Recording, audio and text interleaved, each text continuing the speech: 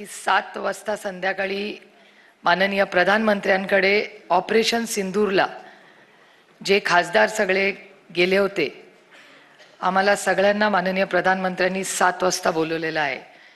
त्याच्यामुळे आम्हाला आमची सकाळी टेस्ट करून तिथे जायला कोविडची टेस्ट करायला लागते, ती टेस्ट करून आम्हाला वेळेत दिल्लीत पोचायचं आहे।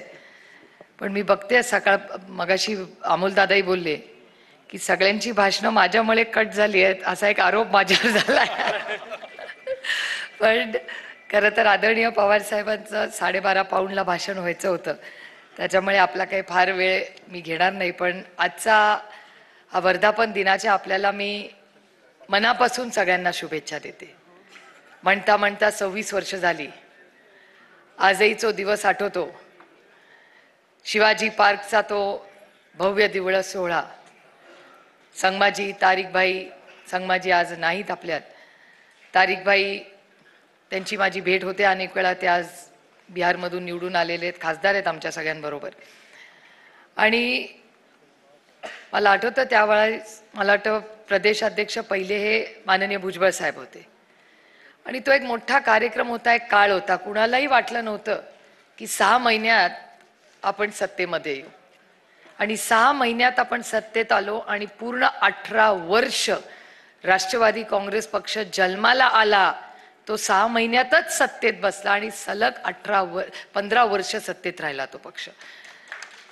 ह्याच्यात सगळ्यांचेच कष्ट आहेत, आदरणीय पवार साहेबांचं नेतृत्व, पण इथे बसलेले आणि असंख्य आज इथे नसलेले प्रत्येकाचं मोठं योगदान हा पक्ष बांधणीमध्ये आहे।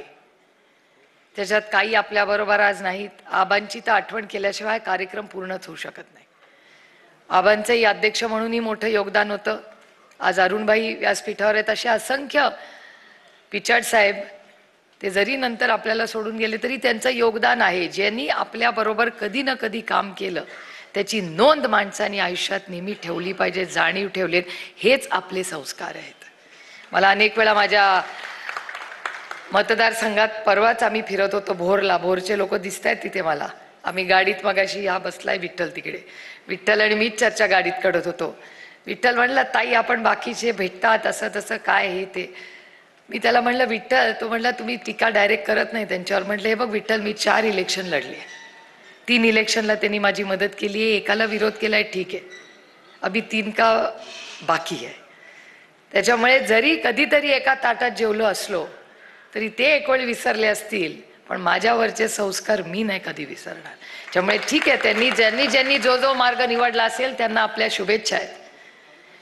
पण तुम्हाला ते दृश्य आठवत असेल, साताऱ्याचा असेल, जेव्हा शशिकांत शिंदेजींचा वाढदिवस होता, मला अजूनही आठवतं, सगळेच प्रचारात होतो।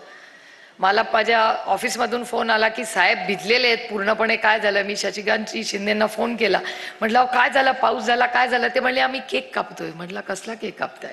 इथे आम्ही एवढे टेन्शनमध्ये होतो, काय झालं, पाऊस झाला? ते म्हणले नाही नाही, पाऊस झाला, भाषण झालं, आम्ही आता केक कापतोय। म्हटलं मग आम्ही काय नाही, आणि लक्षात नाही आलं की तो एक फोटो, तो एक साताऱ्याचा फोटोनी 2019चं इलेक्शन पूर्णपणे फिरवलं। हीच महाराष्ट्राची आणि सर्वांची ताकद।